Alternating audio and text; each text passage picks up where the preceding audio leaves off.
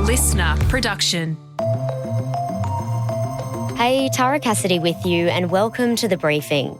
Over the last 2 decades in Australia, we've seen around 30 anti-protest laws introduced around the country, putting in question our right to protest in a democratic society. And this weekend in Sydney, a pro-Palestine group planned to march over the Sydney Harbour Bridge over concerns of mass starvation in Gaza, despite police and government warnings not to do so. It's not about really giving permission for people to protest. There is no such thing as the police allowing people to protest, strictly speaking. The protest organisers have vowed to challenge the court action, and you can hear more on that in the second half of this episode. First though, let's get into the headlines with Helen Smith. It's Thursday, the 31st of July. Hey Tara, and to you listening.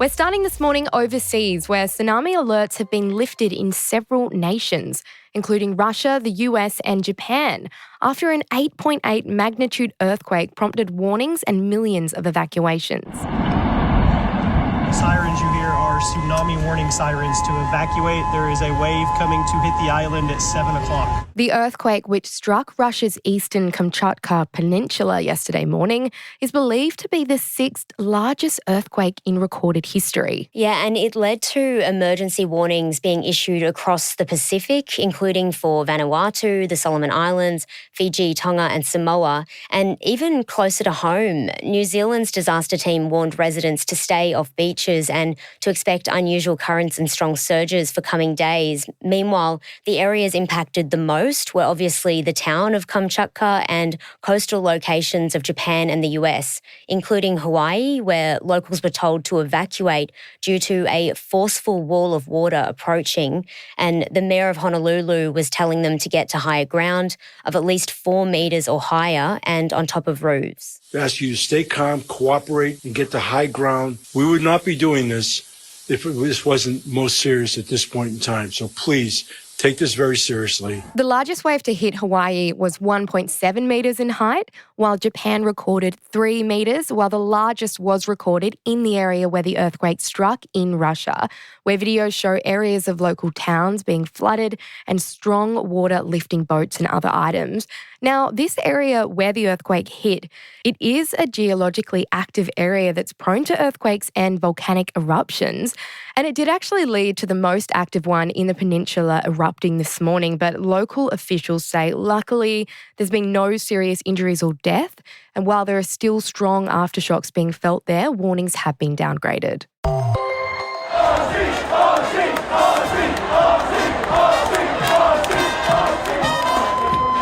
That is the sound of thousands of mourners and Ozzy Osbourne fans who've flocked to Birmingham to pay tribute to the Prince of Darkness in his birthplace ahead of his funeral. The heavy metal star and Black Sabbath frontman died last week, aged 76, after his battle with Parkinson's and having played his last gig just weeks before to a sold-out crowd in England.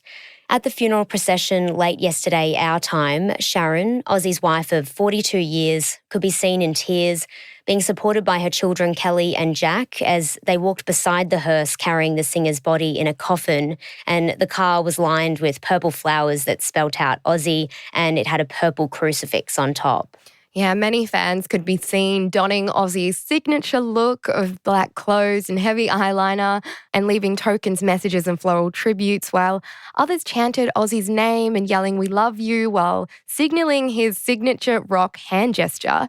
Birmingham pulled out all the stops for their homegrown star, erecting a huge sign in the air that reads, "Aussie forever, Birmingham will always love you," with the procession also pausing on the Black Sabbath Bridge and a bench depicting the band for Ozzy's family to place roses in his memory. Ozzy is due to be laid to rest at a private funeral afterwards by his family, and he remains one of the most successful metal artists of all time, both through Black Sabbath and his solo career. Convicted triple murderer Erin Patterson has been restricted from selling her home where she hosted the deadly mushroom lunch. A Supreme Court has made the decision, stating the reason is so the property can be used to satisfy any future claims for compensation or restitution by victims, and stating that no person can dispose of or otherwise deal with her home in regional Victoria. And it went on to say that it is likely that an application for restitution or compensation will be made and that any such order by the court is likely to exceed 20 grand. So this order is a type of restraining order that restricts the ability of the owner to sell it, to mortgage it, or to do anything that might reduce the value of the home. And it's to preserve it for the purposes of some other order in the future. So e.g., this is any future claims, for example, by her estranged husband, Simon Patterson, or possibly sole survivor Ian Wilkinson that may decide to do that. So Erin Patterson told the court during the trial that she hoped she would grow old in the home and was originally drawn to the design on Microsoft Paint. Patterson was convicted earlier this month of murdering 3 of Simon Patterson's relatives, his parents, Don and Gail Patterson, and Gail's sister, Heather Wilkinson. And that's obviously because she served them that beef Wellington meal that contained death cap mushrooms in July 2023. And as we mentioned, there was just one sole survivor of that lunch, Ian, and that's Heather's husband. Now, Erin is facing the possibility of life behind bars, and she'll return to court for a pre-sentence hearing sometime later this year. Cars being sold in Australia are using a lot more fuel and emitting more toxic fumes than advertised, according to a peak automobile body, who says they found repeated discrepancies in marketing. The Australian Automobile Association released its latest findings from the 4-year-long $14 million government-funded scheme, revealing that out of the 114 popular cars, vans and utes they've tested, 77% of those vehicles used more fuel than advertised. And in the most recent test, the AAA says 25 of the 30 cars tested were not as fuel efficient as they promised to be, proving that consumers could not trust the information they were getting on emissions when purchasing a car. So this could be called a form of greenwashing, where the environmental performance of the product is really overstated, Helen. And the Hyundai Kona hybrid was apparently the one that recorded the greatest discrepancy of 33%, and advertising it only used 3.9 litres per 100 kilometres, but the AAA found it actually used 5.2 litres per 100 kilometres. Yeah, and other cars that also failed to match up included the Kia Stonic, which used 26% more fuel than advertised, the Hyundai i30 Hybrid, which used 17%, and the Toyota Fortuner, which used 16% more. Now, this scheme was originally introduced by the Albanese government in an attempt to bring more fuel-efficient cars into the market by penalising manufacturers of high-polluting vehicles if they exceeded an emissions cap.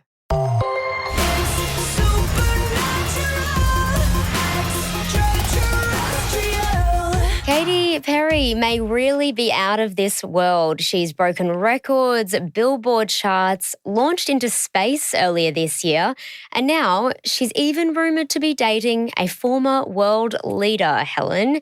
Now, I want to place emphasis on that, rumoured. All we can confirm right now is that she was seen dining at a Montreal restaurant with former Canadian PM Justin Trudeau. And who knows, maybe they're just friends, but it does come after her split from longtime beau Orlando Bloom. Yeah, and now Justin Trudeau has also split from his wife in 2023 and resigned from being the PM earlier this year after nearly a decade in the job. So maybe he's got a little more free time for some love, Tara. Yeah, I don't know. Who knows? Maybe lovers, maybe just friends. I mean, Katy is currently touring and she does have shows in Montreal and Quebec. So perhaps it's just a quarterly catch-up between friends. But I would love to know how these two cross paths. Yeah, it's pretty wild, Tara, but we need a little bit of fun out there. You know, we'll see what happens. But that brings us to the end of our headlines today.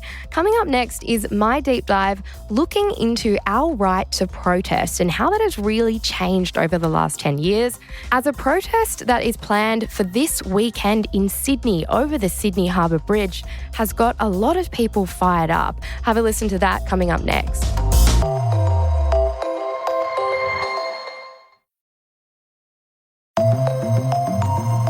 Protests have helped build the Australia we know today, and this weekend in Sydney, a pro-Palestine group is planning to defy police to march across the Harbour Bridge over concerns about mass starvation in Gaza, which has sparked a heated debate over protest laws across the country. David Mejia-Canales is a senior lawyer at the Human Rights Law Centre. David, why is the right to protest considered fundamental in a democracy like Australia? I mean, the right to protest is absolutely fundamental to all of us, really. It's a fundamental right of human rights law. And it's really about protecting our ability to get together peacefully and advocate for things, to dissent, to agree, to celebrate. And it's actually how we have advanced justice and fairness in this country. I mean, everything from women's rights to vote, First Nations rights to vote, First Nations land rights, and there's still so much work to do there. Workers' rights, everything that we have in Australia that we consider just and fair was not a gift from a politician, from a parliament, or from the police. It was hard fought for and won through protest. And this is why protest is so fundamental to anyone, but particularly for those of us that live in a democracy like ours here in Australia. And how have protest laws changed in Australia over the past 2 decades? Over the last 20 years, we've seen a really steady erosion of the right to protest in Australia. I guess we also have to acknowledge that we didn't start from a really strong base either. The right to protest in the country, has very, very, very patchy protections. Only Queensland, Victoria, and Canberra have a dedicated law that says that people in those jurisdictions have a right to protest. The rest of the country, we're relying on the common law, so how courts interpret our legislation and our legal system to give us, say, for example, the implied freedom of political communication. It's implied because it's not explicitly in the Constitution.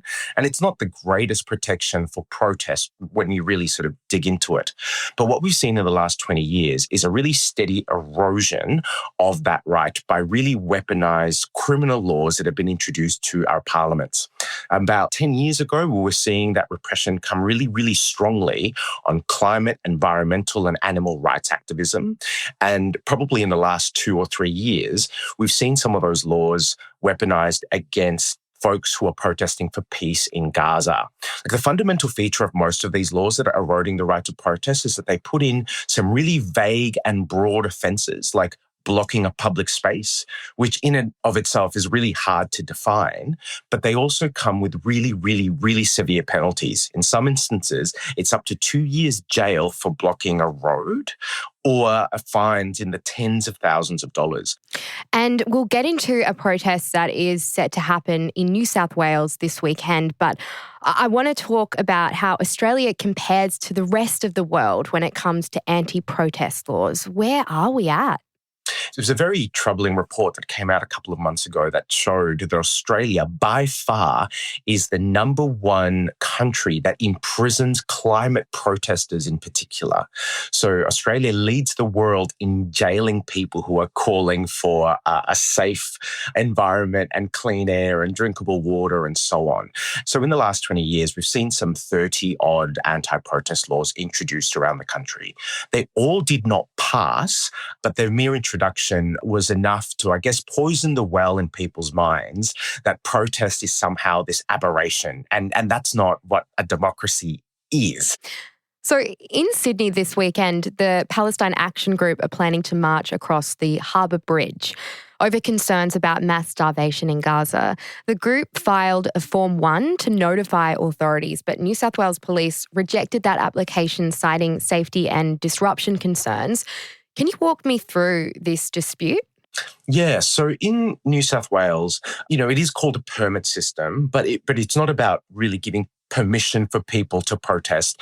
There is no such thing as the police allowing people to protest, strictly speaking. But that's not actually how this sort of system works in practice. So in New South Wales, there is a facility to notify the police, and it's meant to be a notification system that you're letting the police know that there's going to be a protest. And the way that it's meant to work is that the police would then seek to facilitate how to best use public space to allow protests to happen while also making sure that footpaths are clear and people can still move through their streets. By applying for that Form 1, what actually happens is it gives you immunity from some really basic criminal charges that are really common features of protests, like obstructing a road or obstructing a footpath, provided that the protest goes in line with what was negotiated with police. Now, it isn't a requirement to do that, but because of the laws, the anti-protest laws in New South Wales, if you do not put in a Form 1, you could be liable for 2 years in jail or a $22,000 fine. So really, in effect, it is a permit system, and police then have the authority to either allow the protest to go ahead or to challenge it in a court. So really what this system now does is it actually gives the police the permission to authorize a protest. And I guess the fundamental thing there is that we should not be asking the government for permission to protest the government. Now, organisers say they proposed delaying the event by a week as a compromise. Why did New South Wales Premier Chris Minns still refuse that, and why is he getting involved? Yeah, that is an excellent question, because under the law, the Premier has no role in this. In fact, how he feels about the protest is largely irrelevant. It's not actually largely irrelevant, it is irrelevant.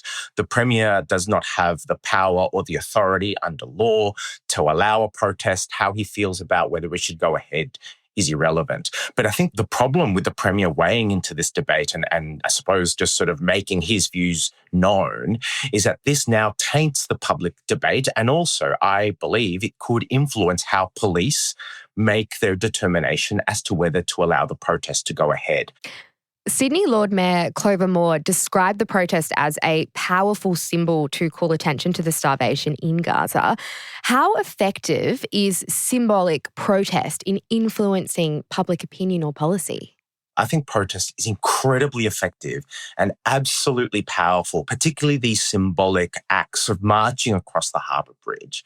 We did that for reconciliation in 2000. We did that to show our commitment to queer and LGBTIQ plus communities during World Pride in Sydney. We closed the bridge so they can film movies on it. It's these symbolic things that are actually so important, particularly now because of how we consume media. So these symbolic protests are not just important on a legal level. We do have a right to peacefully assemble and express our views to our government. But the symbolic nature of it is what actually makes it even more powerful. And maybe it's a question for the Premier and the police and others to reflect on as to why they are so scared of their fellow citizens walking across the bridge demanding for peace. I mean, that to me doesn't make sense. Why would we not allow that? Indeed, the Lord Mayor of the City of Sydney has welcomed this gesture. Some critics would say that the organisers haven't given enough time for this protest to go ahead. Is that a fair argument? Well, they've given enough time according to the law. So the permit system requires about a week's notice, and they've done just that. But indeed, the Premier just yesterday said that even if they gave more notice, he would be opposed to the protest in any event. So really, I don't think it's really about the timing given. I think that it's really what they're protesting about. Can a protest go too far and sometimes diminish what it's taking a stance against? When can it turn into hate speech? International human rights law is very, very clear about what the right to protest does protect. And it really does protect the peaceful gathering of people for an expressive purpose. So it's a very, very broad definition, but anything that steps outside of it being peaceful, and the bar is actually set quite high under human rights law. So things that are not considered peaceful are when there is the use of physical force against other people or serious damage to property. Those things are not considered peaceful. Once a protest starts going outside of those boundaries, it does start losing the protection under human rights law for the particular individuals who are engaging in that conduct. But if a protest becomes too big and too disruptive, the law actually allows for its restriction. So the right to protest doesn't give people the right to any type of advocacy and activism they may wish to engage in, it does require an element of it being peaceful. Once it steps outside of that, and say, for example, if there are calls for nationalistic or religious-based violence, the right to protest does not protect those expressions. In fact, under human rights law, the right to protest cannot be used for anything around inciting violence or hatred or sort of nationalistic violence at all. And that is not a protest. Now, looking forward to this weekend, police have said protesters who attempt to cross the bridge on the weekend risk prosecution. Are people becoming more hesitant to protest because of these severe penalties? And what happens if you do get arrested? Yeah, we are really seeing a chilling effect of people sort of either thinking twice about whether they are allowed to protest. And because these laws, particularly in New South Wales, are so broad and vague, it's actually very hard for anyone to know when they are breaking the law, which gives the police an incredible amount of power and discretion on the ground to charge people as they see fit, not necessarily based on a risk assessment about someone's conduct, but really because they're standing on a road. We've seen the police make claims that they would seek to prosecute people if they do seek to cross the bridge. Really, we're going to be arresting people who are peacefully demanding an end to a genocide. I think that is preposterous. But what happens here is that really now once someone is prosecuted or charged and arrested, they are now going through the criminal legal system. And you'll have all manner of people, just because they wanted to express a view peacefully to their government, are now embroiled in a criminal legal system, which would require them to attend court. Some of them get these really repressive bail conditions, like they're not allowed to participate in any protest whatsoever. Sometimes the police tells them they cannot come anywhere near within 5 kilometres of the Sydney CBD for some reason. So, the repression isn't just on the day of the protest. The repression then continues on through bail applications and then having to go to the local court and getting fined. A lot of them just do get thrown out by courts, but we've actually now put people through the stress of putting them through a system which could impact their home lives, their employment. For what? Because they attended a protest? That just means that our criminal legal system is not acting as it should. And it actually demonstrates to me that it's probably being weaponized to silence as opposed to actually protect all people, which is what its actual purpose is. David, thank you so much for joining us on The Briefing. It is such a pleasure. Thank you. That was David Mejia Canales from the Human Rights Law Centre there. And thanks for listening to this episode of The Briefing. Before you go, though, we'd love it if you could share this ep with someone else you think might enjoy it as well. It's a really easy way you can support everything we do here at The Briefing. And you can check us out on Instagram at The Briefing Podcast. I'm Helen Smith. Catch you next time.